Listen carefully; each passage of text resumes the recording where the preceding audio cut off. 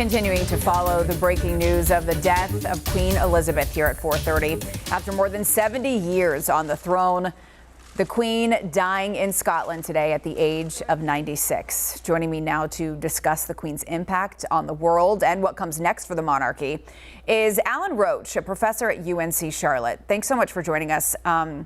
It seems the world is captivated with the monarchy and, of course, the Queen being the head of it. What do you think the impact is of the Queen now that she has passed? Well, the impact is incredible. I mean, I grew up in Canada, so I do remember singing God Save the Queen when I was a child. And clearly her life has spanned my entire life, or her reign. She has endured so much through scandal and through changes in the UK, including Brexit, that in many ways she still sustains the image of stability, not only for the monarchy, but for something that is somehow at the core of British sensibility. Even though there are lots of people who would prefer not to have a monarchy, there is that sense that she has been there for such a long time and held, in many ways, maybe not the country together, but certainly the royal family together through thick and thin. The Queen becoming such a figurehead, but a symbol. And also she, was part of pop culture. Andy Warhol painted portraits of her. It is going to be interesting to see how the monarch and the royal family develops after her death. It seems, Charles is going to take over, but his impact won't be felt right away. Do you think this is a tough road for him going ahead? Well, yeah, it's something that he has certainly been grooming for, or has been groomed for a long, long time.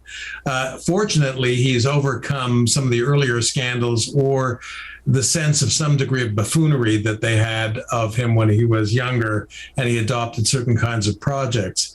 Now I think he's seen as a kind of older, more stable figure, but also really a transitional figure to Prince William and Kate Middleton, and to the next successor, ostensibly, which would be Charles George, who is the oldest son of William and Kate. So in a way, he has this, at his age, he has this grandfatherly air. Camilla Parker Bowles has been accepted in certain ways, even though, and I think the legacy of Diana, even though it survives, has been to some extent overcome by the British populace. Charles having to grieve the loss of his mother at the same time now. We're told that tomorrow he will address everyone as the new king. What do you think comes next as far as people in the United States feeling such an affinity for the royal family? Do you think that will continue with Charles as the head?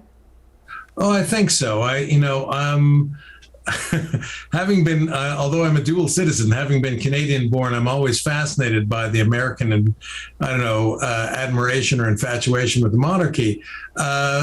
He's been around for such a long time, even though he's been waiting in the wings, that people have an understanding of him as the next successor, but again, also as a kind of transitional figure. And one of the things, looking at William and Kate, as the next stage, including having young children, there is a sense of optimism that might not be alone, but would be his, because he has produced this family or succession with Diana, and that will help normalize and stabilize things in terms of those people who admire and love the monarchy.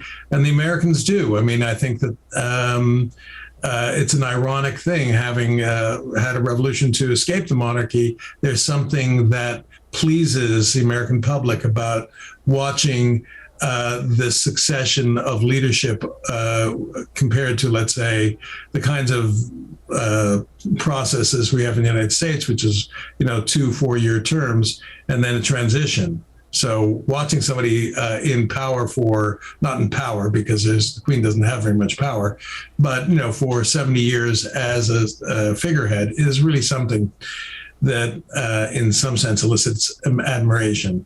Certainly so. Well, America is mourning right alongside everyone else. Thank you so much, Professor Roach, for your insight. Thank you. Appreciate it.